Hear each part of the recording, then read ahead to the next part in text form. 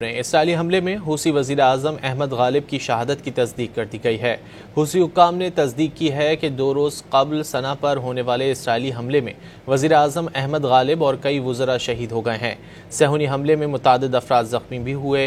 अहमद गालिब अल रहावी ने तकरीबन 1 साल कबल वज़ीर आज़म का मनसब संभाला था। यमन के हूसियों ने अपने वज़ीर आज़म और दीगर सियासी रहनुमाओं की इसराइली हमले में शहादत का बदला लेने का ऐलान किया है। हूसी इंतज़ामिया की जानिब से वाज़े किया गया है कि इसराइली जारहियत का आखिरी दम तक मुकाबला करने के लिए तैयार हैं।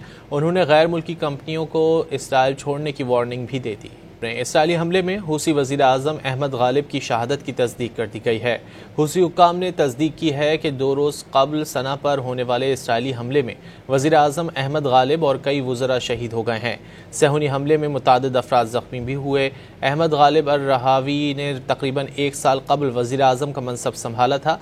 यमन के हूसियों ने अपने वज़ीर आज़म और दीगर सियासी रहनुमाओं की इसराइली हमले में शहादत का बदला लेने का ऐलान किया है।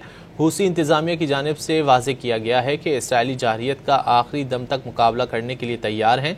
उन्होंने गैर मुल्की कंपनियों को इसराइल छोड़ने की वार्निंग भी दे दी।